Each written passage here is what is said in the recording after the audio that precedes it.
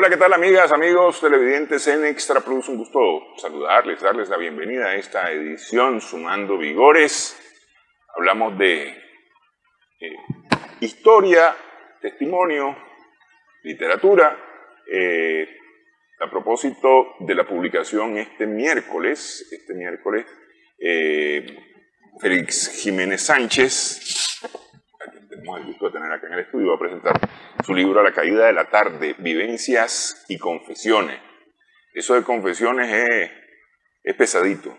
Eso significa que hay cosas ahí interesantes que decir. Y está con nosotros también Francisco Javier Bautista Lara, escritor también, que ha acompañado de una u otra forma esta experiencia de Félix Jiménez, porque Francisco Javier está promoviendo con mucho ímpetu, con mucha fuerza, leer, regala libros en las paradas de los buses, en las calles, a quien se encuentra, deja libros puestos en las banquetas, en los asientos, para que alguien los encuentre y pueda leer. Él anda promoviendo la lectura y anda promoviendo escribir. Bien, pues a quien puede escribir.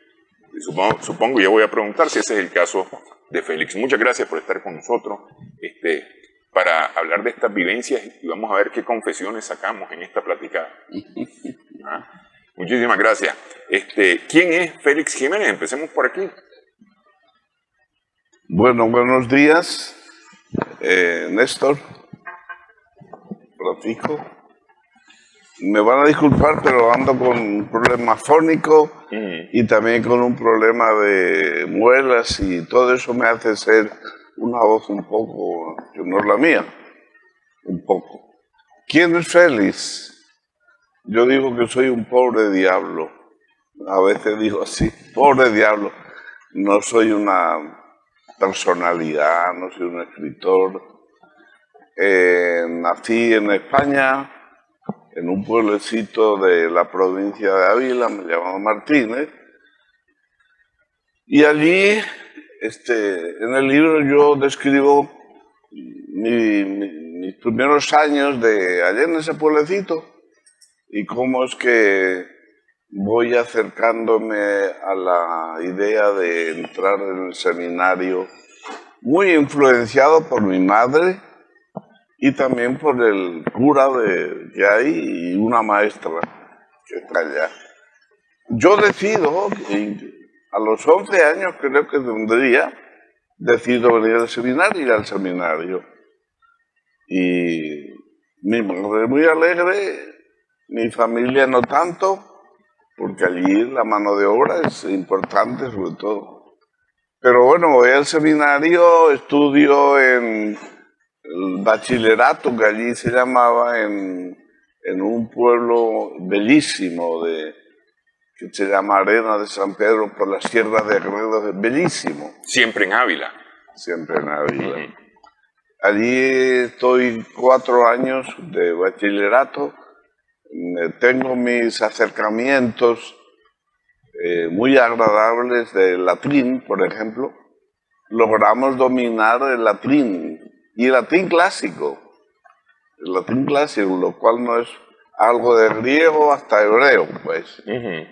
Pero bueno, allí en el seminario de adolescentes hay muchas luces y sombras. Todavía en ese tiempo no se había acuñado la palabra bullying, pero había mucho bullying allá, sobre todo para los muchachos pobres que veníamos de los pueblos, ¿no? A mí me hicieron bullying, ¿no? Primero era pequeño de estatura y eso, ¿no? Pero como era además, es decir, todos en ese bachillerato estaban preparándose para el seminario. Seminaristas, okay, sí. Todos eran seminaristas. Sí. Es decir, en principio, por el hecho de querer ser sacerdote, no habría razones para un bullying. Porque es decir, no? es que este va a ser sacerdote, entonces, como yo no voy a ser sacerdote, lo voy a molestar a ¿no? No, todos éramos dos seminaristas, sí. Estábamos todos en ese barco. Sí. Pero a los pobres, a los más que venían de los pueblos y todo eso, pues de vez en cuando a mí me hicieron bullying, lo reconozco, ¿no? pero como era un buen estudiante y sobre todo muy buen portero de fútbol, aunque chiquito, eso me hizo un poco quitar esa imagen, ¿no? Ya. Luego paso al Seminario Mayor de Ávila, Ávila también dentro de allá, cerca de Madrid, la ciudad mejor amurallada del mundo, Ávila. Estudio filosofía, 3 años, 4 años de teología. Después decido venir aquí a lo que llamamos entonces misiones. ¿Y ya ordenado sacerdote? No, todavía no. Entonces paso un año más, porque no tenía la edad, en un colegio seminario de Madrid. Allí estuve, allí sí ya fue cambiando esos estudios y ese año mi mentalidad política un poco. Acordémonos que yo fui formado en la España franquista. Claro, sí. En la España del... Sí, y estamos hablando que usted, está estudiando el seminario en los años 50, finales de los años 50, inicios de los años 60, si acaso. Sí, me agarra el Concilio Vaticano, el año 62-65, estudiando teología.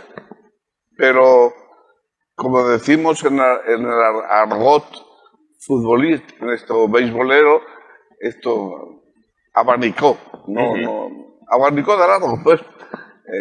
No hubo ninguna trascendencia. Diría muy popularmente, no le pararon bola. Sí, así es. Sí, bueno, Félix, yo quisiera señalar 2 asuntos importantes para entender quién es Félix y por qué Félix ha publicado estas memorias tan extraordinarias que ojalá todos podamos leer. En primer lugar, hay que entender que Félix se forma en su educación primaria, secundaria, en su seminario, en una época franquista. Franquista, es decir, bajo un régimen muy conservador. Claro. Y en segundo lugar, su formación educativa y religiosa es previa al Concilio Vaticano II. Es decir, una posición de una iglesia tradicional, conservadora también, con una serie de criterios excluyentes. Los temas, digamos, que hoy que la iglesia asume, por ejemplo, como la libertad religiosa, estaban proscritos en ese momento. La Iglesia Católica consideraba, antes del Concilio Vaticano II, que había que respetar la libertad religiosa siempre y cuando ésta se apegara a la verdad. Y dado que la verdad la tenía la Iglesia Católica, solamente aquella verdad que estaba próxima a esa congregación, a esa fe, era libre. A esa práctica. Entonces, sí. Es decir, esa es la formación de Félix. Pero la gran pregunta que yo me hago y que te la diría en voz alta, Félix, ¿qué hizo que Félix fuera distinto a pesar de esas 2 bases de formación tan conservadora y tan tradicional? Pero es que todavía yo le preguntaría antes, ¿por qué venir en misión a América? Porque habían misiones a Asia, habían misiones a África. O simplemente quedarse en España. O quedarse, sí, pues ir a... España tiene bastante territorio para donde ir. Bueno, yo siempre he sido un poquito aventurero, siempre. Entonces, quedarme en España no era atractivo para mí. En ese tiempo del concordato de Franco con la Iglesia, donde se decía que se podía llegar al cielo con una escalera grandísima, un peldaño, un guardia y otro peldaño, un cura. Y es cierto, sí. Yo no me atraía a eso, quedarme en España. Entonces ya hacemos un equipito que le llamamos de misiones, de ir a misiones, pero todavía con un aspecto muy romántico de las misiones. Claro, la África. Incluso el primer destino donde yo estuve a punto de ir fue a Perú, allí donde estaba el Sendero Luminoso, pero en el libro cuento por qué cambio Perú por Managua y por la parroquia San Pablo, que es donde yo he vivido como sacerdote Eso está en el libro. Desde que vino ha estado en San Pablo. Yo vine en el 68. Ajá. ¿Y desde entonces ha estado en San Pablo? No, me cansé de vestirme por la cabeza, como dice Antonio Machado, en el 83. Me casé en el 83. Narro también todo ese proceso, porque es un proceso todo. Ahí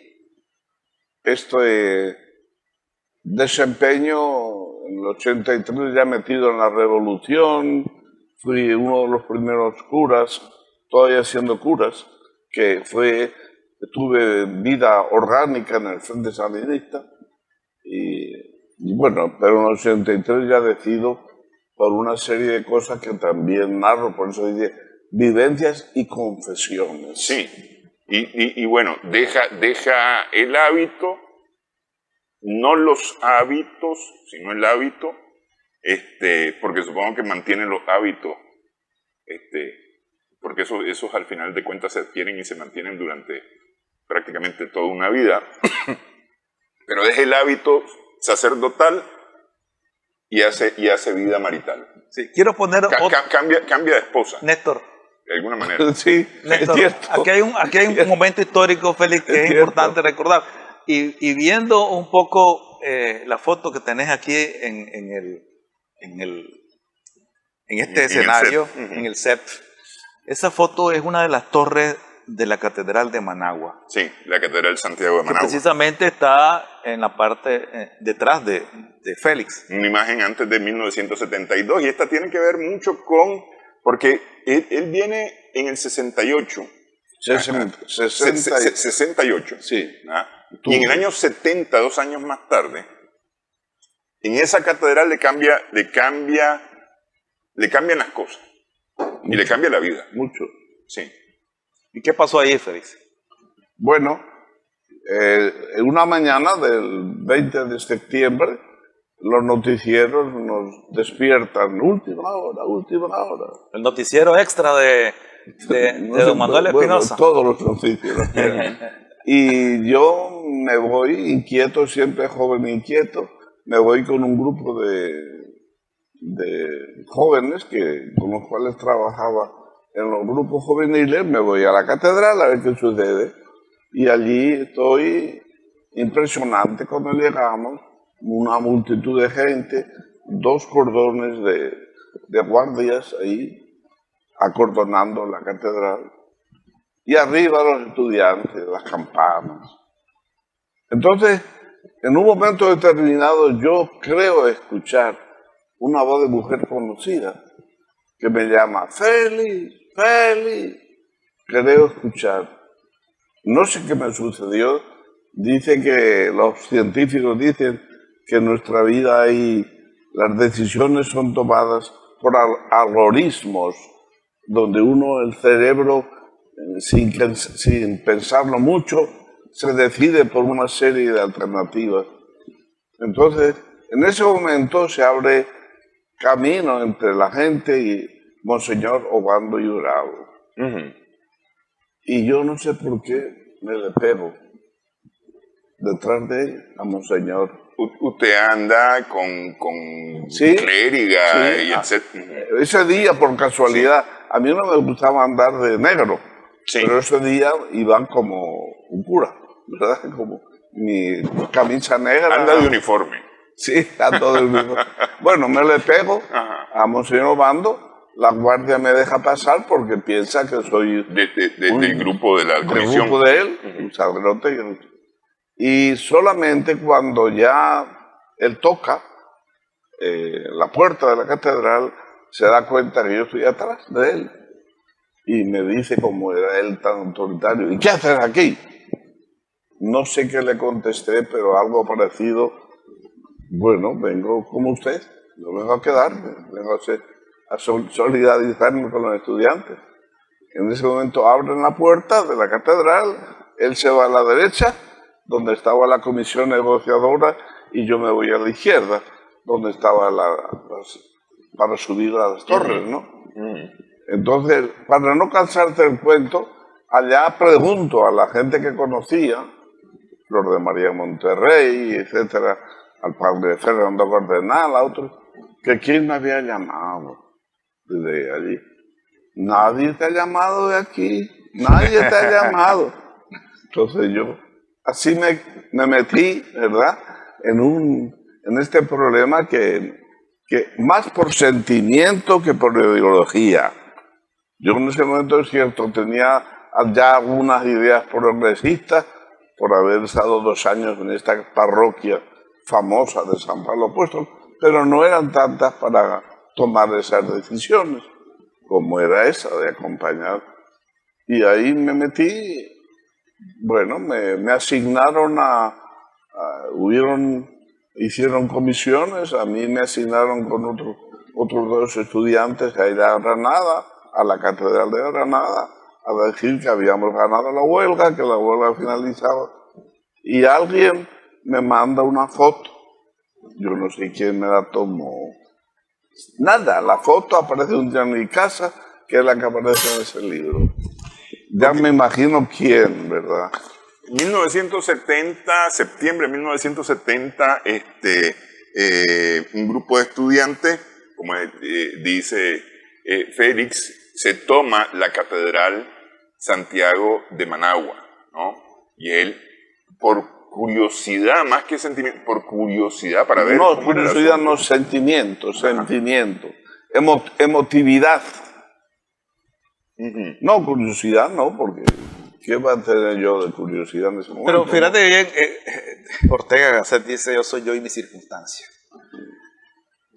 Es decir, Félix nace en una circunstancia, vive en una circunstancia, de repente en un momento de su vida decide venirse a Nicaragua, llega a Nicaragua y se ubica en San Pablo Apóstol en un entorno social y político activo con el padre de la Jara, José de la Jara, que era el párroco en ese entonces, y comienza a tener contacto con una realidad social, política y económica nicaragüense, con las características de esa época, 1968.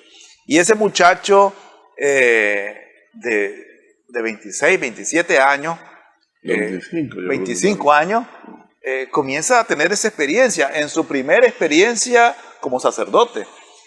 Y después ocurre lo de la catedral en el 70. Y se mueve precisamente por esas razones emotivas de esas circunstancias que lo van llevando y que él va asumiendo a partir de entonces. Y hay otros 2 elementos, Félix, que quisiera enfatizar. Félix dijo al principio, no soy escritor. En realidad, yo podría afirmar que Félix ya es un escritor. Este es el 5º libro que publica. Son 5 textos que ha trabajado él de manera sistemática, principalmente sobre las comunidades de base, eclesiales de base, pero también algo sobre las marimbas y ahora esta memoria, que desde mi opinión es un acto de valentía, porque él se muestra tal y como es, y esos pensamientos, esas emociones, esas decisiones de su vida las plasma en un libro que pone a la vista pública. Es un acto de valentía, le decía a Félix. Pero hay otra cosa que también quisiera enfatizar. Él decía, soy un pobre diablo. Y yo le agrego lo que también Raúl Obregón, nuestro amigo, decía en sus memorias, Hechos Vitales, soy un pobre diablo del que Jesús se ha compadecido. Es decir, ese pobre diablo del que Jesús se ha compadecido y que ha redescubierto la fe en un proceso complejo de la vida. Porque Félix, y ahí Félix te quisiera preguntar yo, ¿cómo evolucionó tu fe?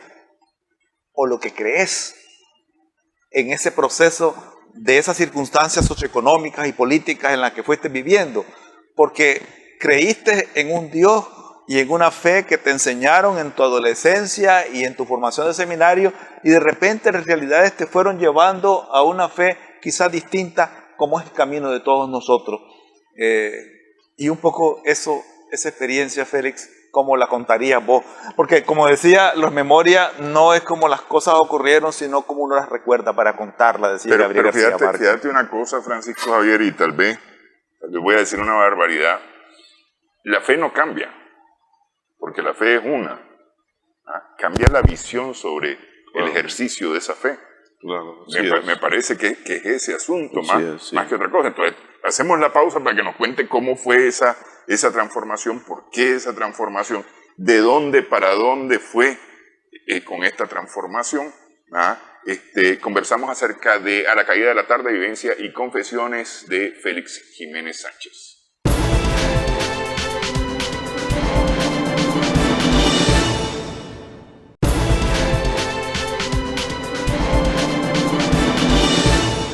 Continuamos en esta edición Sumando Vigores en Extra Plus. Decimos que este miércoles va a estar presentando su libro Félix Jiménez Sánchez, A la caída de la tarde, vivencias y confesiones, justamente sobre un poco de este contenido, de estas vivencias, de estas confesiones. Estamos conversando con él y también con Francisco Javier Bautista Lara, escritor también, promotor de escritura y lectura. Decíamos que hay, decir, 1970 se convierte como en un momento cumbre, un giro inesperado de la vida, porque ha empezado un proceso de transformaciones que a lo mejor no le ha llegado, no lo ha tocado, no le ha hecho clic todavía desde el 68 cuando llega a Nicaragua, al 70, que es cuando se produce la toma de la catedral. Pero en esa toma de la catedral, ahí las vivencias de la toma de la catedral le hacen cambiar la visión de lo que del apostolado, del papel que como sacerdote ha estado jugando. Así serían las cosas. ¿Por qué? Yo diría sí y no. Diría sí y no. Voy a tratar de ser un poquito, poder sintetizar todo ese proceso, porque este libro habla de 3 procesos. Uno de ellos es eso, mi evolución religiosa. Yo, en todos mis años antes de venir a Nicaragua, he sido formado de forma tradicional con una visión que nos enseñaba el catecismo, Dios en el cielo, todopoderoso, premiador de buenos y castigador de malos, una visión del miedo que es algo muy negativo, ¿verdad? Poco a poco me hace cambiar. En el 62, 65 viene el Vaticano, pero como dije, no abanicamos, pues. Y ya comienzo a aproximarme a los cambios que exige el mundo y el acompañamiento de los cristianos o de la Iglesia a esos cambios en el año que paso en Madrid, con muy buenos profesores. Ya me comienzan a hablar de Nicaragua. En esos 2 años, 68 al 70, yo ya estoy en la parroquia de San Pablo Apóstol. Y esa parroquia fue y sigue siendo, no diría yo, es revolucionaria, pero una revolución profunda. Entonces, ahí ya comenzamos nosotros, en el 66, 67, 68.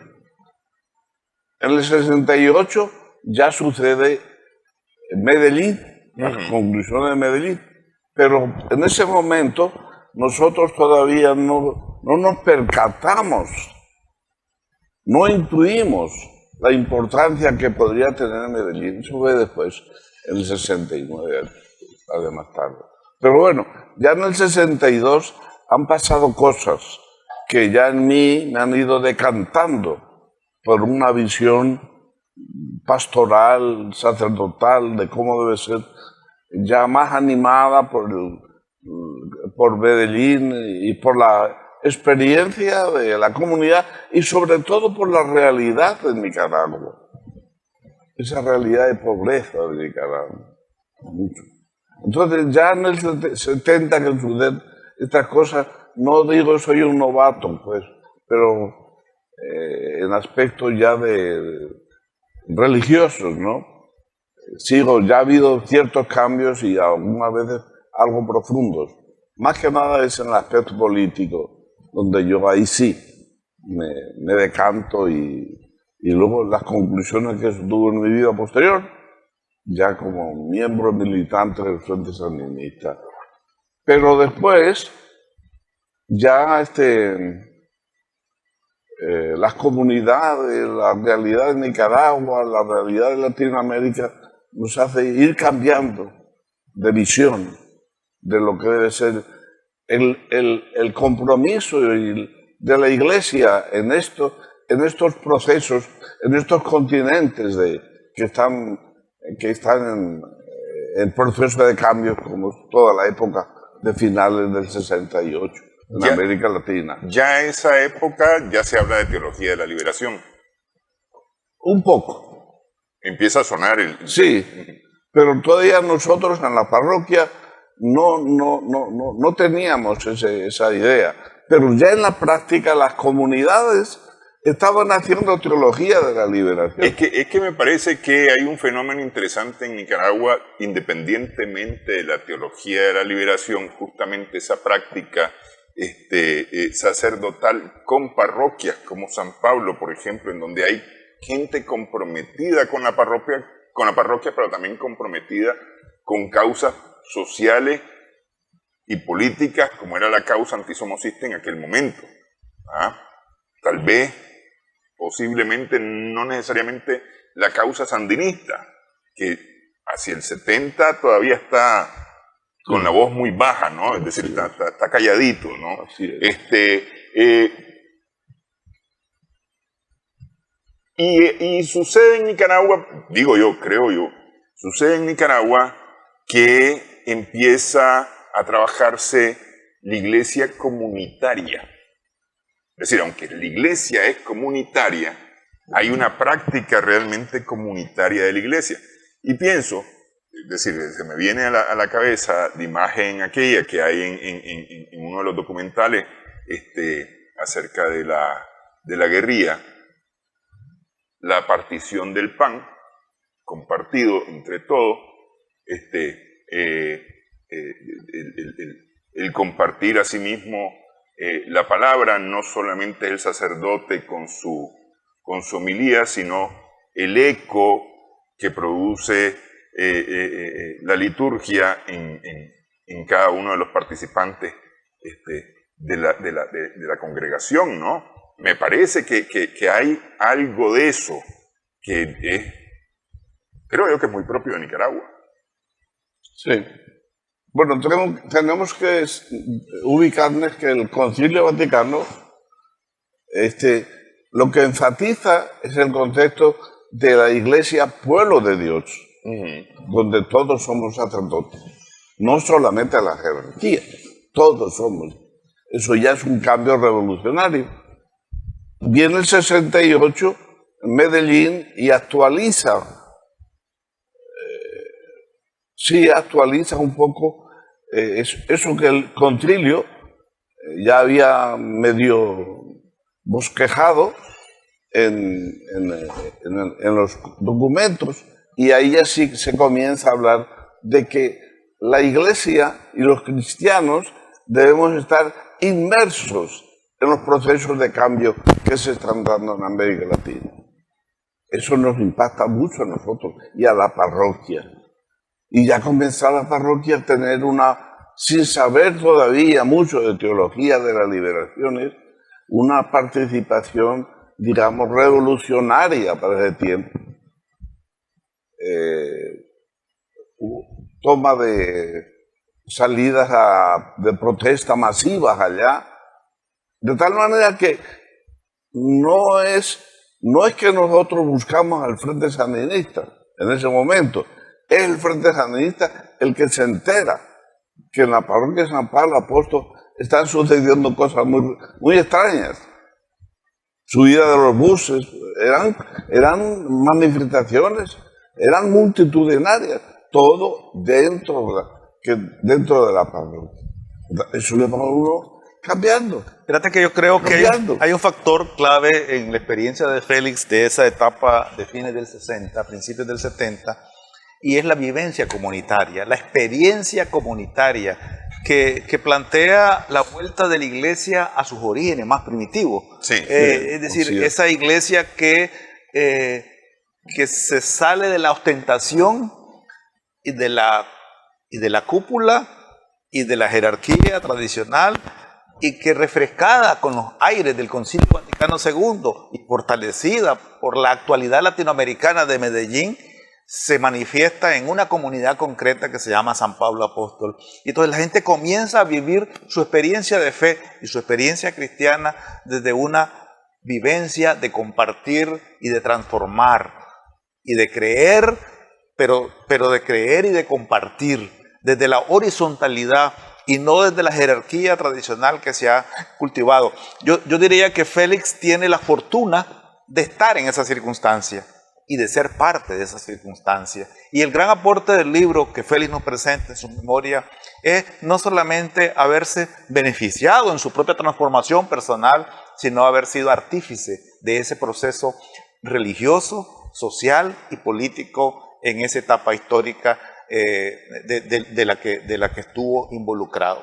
Entonces, y yo creo que Félix es consecuencia de este proceso, pero no una consecuencia pasiva, es una consecuencia activa, es decir, él es parte de ese proceso, no solamente el simple receptor de ese proceso, sino que él contribuye desde su experiencia transformadora y desde su intimidad de fe y de sus crisis y de sus contradicciones en la búsqueda de ese nuevo mensaje, un mensaje antiguo, diría yo, es decir, un mensaje de hace 2000 años, pero que había sido opacado por las circunstancias del poder, de la jerarquía, de los rituales, de los dogmas, que había llenado, como diríamos, mucha hoja y poco nacatamal. Es decir, entonces había que sacar las hojas, había que despejar y ir a la esencia del planteamiento. Creo que es una experiencia extraordinaria que vale la pena rescatar. Y en realidad los libros anteriores que Félix escribe, las comunidades eclesiales de base, ponen en evidencia esa práctica. Y ahora Félix pone en evidencia esa práctica en su vida. Sí, es que este tema a mí me llama la atención. No he leído los libros anteriores, pero sí alguna idea tengo de las comunidades eclesiales de base. ¿Empiezan en San Pablo? Sí. ¿Es ahí el origen de las comunidades? Bueno, el nombre de comunidad no es, creo que lo acuña ya en una reunión en Haití, creo. Pero nosotros en ese momento nos llamábamos comunidades cristianas. Pero ya llegó un momento, ya en los 80, que sí, comenzamos por muchas razones, ya comenzamos a hablar de comunidades eclesiales de base. Pero quisiera un poco continuar el hilo. Un segundito antes de continuar el hilo. Es que yo estuve en Estudiantes Cristianos por la Revolución en los 80, que era una forma de comunidad eclesial, lo único que no era la comunidad residencial, que es el caso de las comunidades eclesiales, sino más bien ocupacional, porque era donde estábamos estudiando, que estábamos congregados, y acompañados por sacerdotes, 1, 2 sacerdotes que nos acompañaban a los estudiantes, y todos estábamos involucrados hasta la coronilla con la revolución, evidentemente, pues, es decir, jornadas de salud, jornadas de vacunación, alfabetización, batallones de reserva, etcétera, ¿no?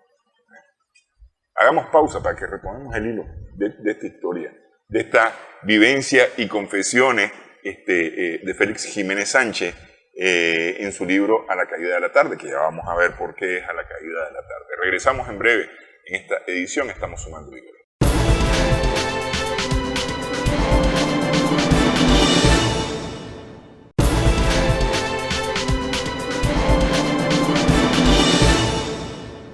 Seguimos en esta edición Sumando Vigores en Extra Plus. Nos dice producción que ya nos queda poco tiempo, así que vamos a tener que apurarnos. Y antes que que se nos acabe el tiempo solamente y tal vez rápidamente, ¿por qué a la caída de la tarde? Ya estamos claros que aquí hay vivencias y hay confesiones en este libro, pero ¿por qué a la caída de la tarde? ¿Por edad?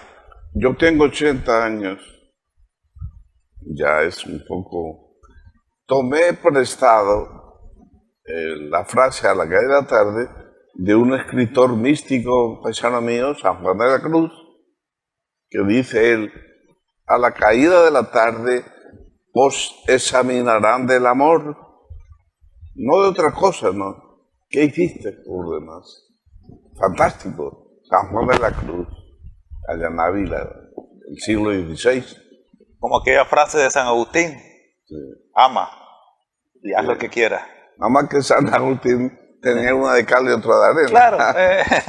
Bueno, entonces tomé prestado eso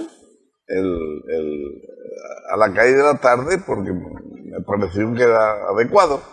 Yo no había pensado, yo creí que iba a comenzar desde hace años. Yo iba escribiendo en mi computadora, me gusta escribir a mano, en computadora, como sea, me gusta, igual que me gusta leer, gracias un poco a Francisco. Bueno, no. No, en realidad esos son los hábitos que quedaron. Sí, el seminario nos dejó escribir. ese hábito, esa constancia en cualquier cosa. En cualquier cosa, y que ser constante en la vida. Disciplinado. Disciplinado. Bueno, pero caída de tarde, ya no, como decía, no tenía pensado publicar un libro de estos. Una vez mi esposa me dice, Elisa, ¿y por qué no publicas tus memorias? Algo así. Y yo le digo, en una sobremesa, ¿y por qué si yo soy un hombre común y corriente? Yo no soy ni escritor, no soy un personaje político, no soy nada. Además todavía me siento joven en ese momento. Y nunca, ahí quedó. Pero yo seguía escribiendo. Y prácticamente, y ya un día, cuando me sucede algo, que yo lo narro al final en el epílogo, que estuve a punto de morir, nunca me he visto tan cercano a la muerte, sino me estoy atravesando un cauce lleno allá por el Valle del Hotel, que vienen todas correntadas de la montaña de Managua. Y yo decido imprudentemente meterme en el río, en la correntada. Pensaba que iba a pasar. Pero ¿qué va? En un momento determinado me quedo varado allá.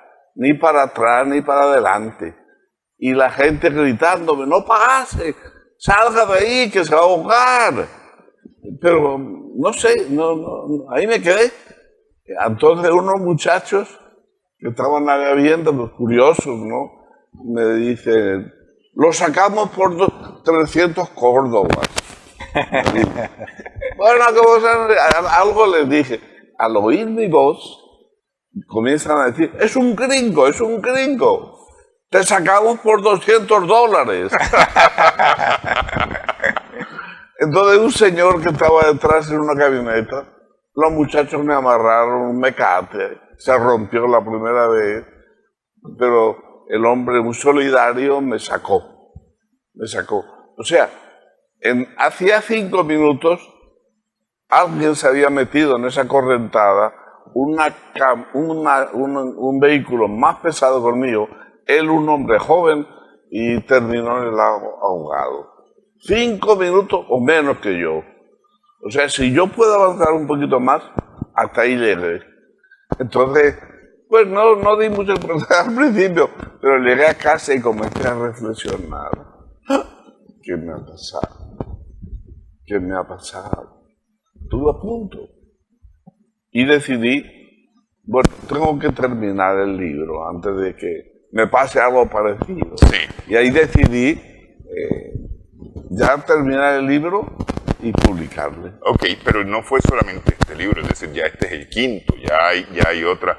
Esto fue aparte, estas son las vivencias. Sí, esto fue fue en mayo del año pasado. Lo que pasa es que hay una diferencia de fondo. Mira, escribir sobre otros es fácil.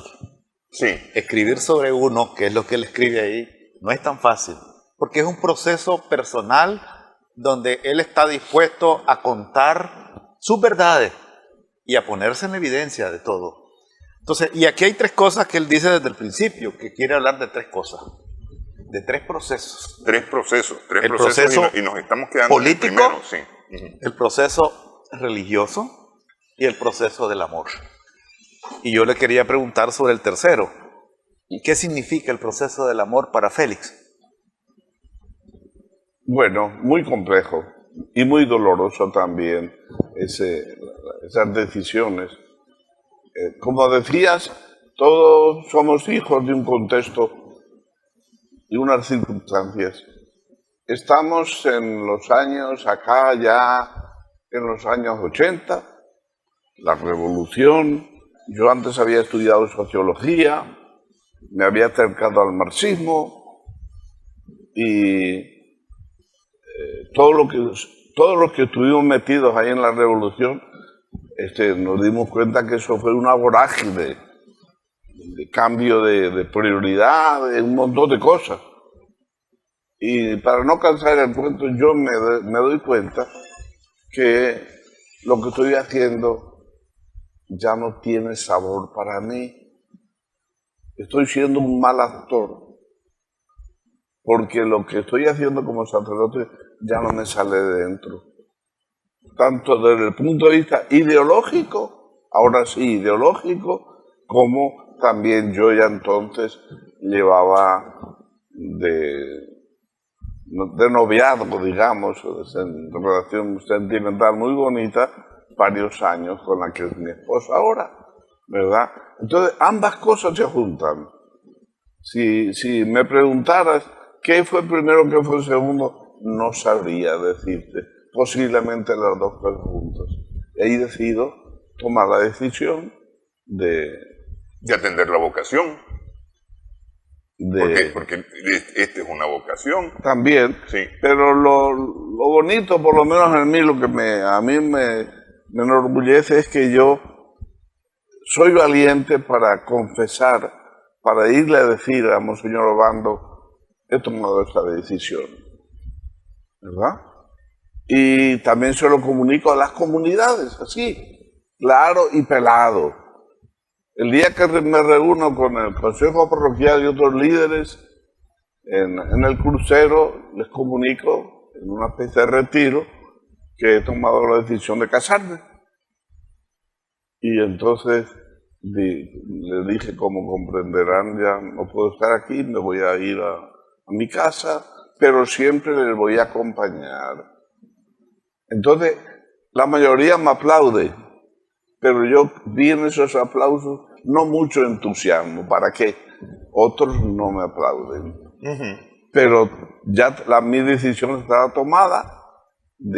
A Monseñor Obando también fue muy amplio conmigo, muy amplio conmigo. De hecho, ahí yo lo describo en el libro, que no fue esta la única. Hubieron varios momentos de experiencias sentimentales. Incluso fui llamado por el propio Obando antes. Yo nunca lo negué. Sí, es cierto. Y en una de ellas, perdonan los televidentes, en una de ellas me dice Monseñor, siempre conmigo fue, ideológicamente no coincidíamos para nada, éramos adversarios ideológicamente, pero conmigo fue como un buen hermano, un buen padre, la parte ya personal. Y me dice, Félix, si usted quiere, yo puedo hablar con la persona, la otra persona, la joven, y con usted, o contigo, pues. Yo dije, déjame, lo voy a pensar. Entonces, cuando voy a la casa, se lo cuento yo a mi compañero, el Mariano, que está conmigo. Mira, me ha llamado Monseñor y me ha dicho que sí, que si yo quiero, pues que vaya con fulana de tal, la muchacha, porque nos va a aconsejar.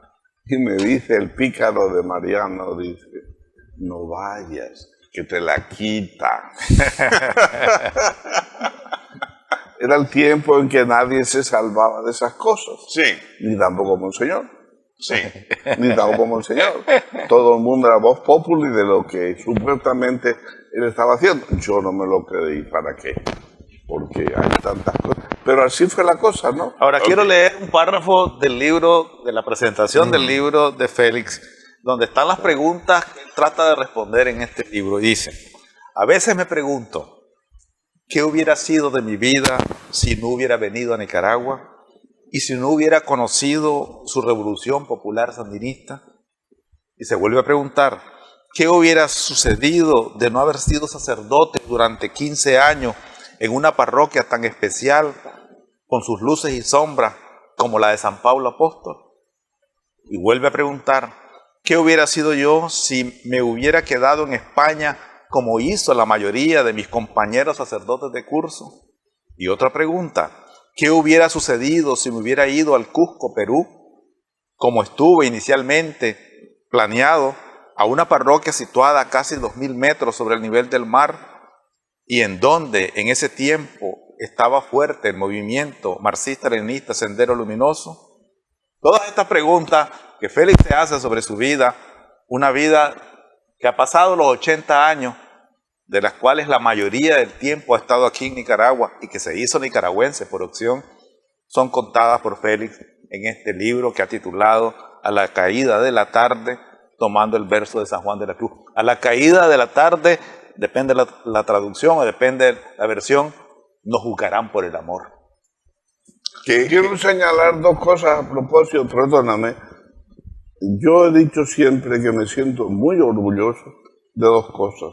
Una, de que el Frente Sandinista me haya acogido. Siendo incluso cura de barrio, yo fui miembro de un comité de base, entonces fui secretario político de varios, siendo cura. Y hacía una vigilancia revolucionaria, pero la gente nos veía muy bien en ese. Incluso por eso es que es tan natural eso de entre cristianismo y revolución no hay contradicción. Es que era muy evidente eso. Nadie algunos pues, pero la mayoría lo veía bien. Entonces, eso es una idea. El Frente me dio la oportunidad de entrar. También fui sancionado porque, como a todos creo que nos pasó injustamente, pues, pero ellos saben más que yo. Y la otra cosa, Néstor, es que yo fui de las primeras promociones de ciudadanos que toman la nacionalidad nicaragüense en 1984. Creo que fue la segunda. Muy emotiva, cuando nos llamaron allá. Y siempre he dicho que yo agradezco infinitamente a Nicaragua haberme hecho nicaragüense en contra de todos aquellos matamamas y vendepatrias. Que está cumpliendo 40 años este año 2024. 40 años de ser nica. Sí. En contraposición a toda la gente que el paisito, tal. No, para mí Nicaragua es, como decía Rubén Darío, pequeña pero grande, ¿verdad? Y eso me enorgullece mucho y quiero seguir viviendo así, siendo ciudadano nicaragüense y miembro del Frente Sandinista, ya no orgánicamente. Y a pesar de todo, porque siempre hay cosas, ¿no? A pesar de todo, reafirmando lo que Sandino nos dijo, nacionalistas y antiimperialistas hasta la muerte. Eso nadie me lo va a cambiar. Nadie. Por eso yo Creo digo, yo. Por eso yo digo, se queda el hábito, pero se mantienen los hábitos. Sí. Es decir, el corazoncito no cambia. Ese no cambia. Lo que uno siente es lo que uno siente.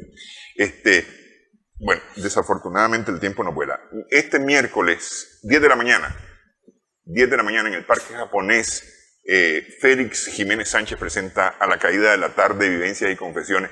Hay un montón de cosas que están en el libro que no contamos aquí. Yo le decía, pues, uno queda picado para poder leer el libro, queda sí, picado, ¿no? Es decir, inquieto, motivado, enganchado para buscar, para chismear en la vida ajena. En la vida ajena, sí. Sí. Muchas gracias por haber estado con nosotros. Gracias, Néstor, también. Creo que va a haber un grupo significativo el día de 24, miércoles 24. Mis amigos, que son muchos, ¿verdad? De comunidad van a estar, mis amigos de juventud también, y otros pues que he invitado, que vamos a pasar un momento agradable. La invitación, o sea, agradable, quiera llegar. Pues. Los curiosos también están muy perdona invitados. Un segundo, medio segundo. Yo digo, no se lo digo, yo no tengo un carácter apologético, no. Yo soy amplio, yo pienso así, y lo que pienso lo digo y lo escribo, pero respeto las ideas de otros. No tengo por qué ser un cruzado que a capa y espada yo quiero imponer. No tengo, no es mi estilo eso, no es mi estilo. Por eso es que posiblemente van a llegar algunos que no les va a gustar que yo diga esto, por ejemplo. Pero bueno, yo repito, no tiene un carácter apologético, tiene un carácter de vivencias y confesiones. Ok, así es. Muchísimas gracias por haber estado con nosotros. Gracias también, Francisco Javier. Gracias a nuestras amigas y amigos televidentes por su sintonía. Esperamos que el programa haya sido de provecho para ustedes.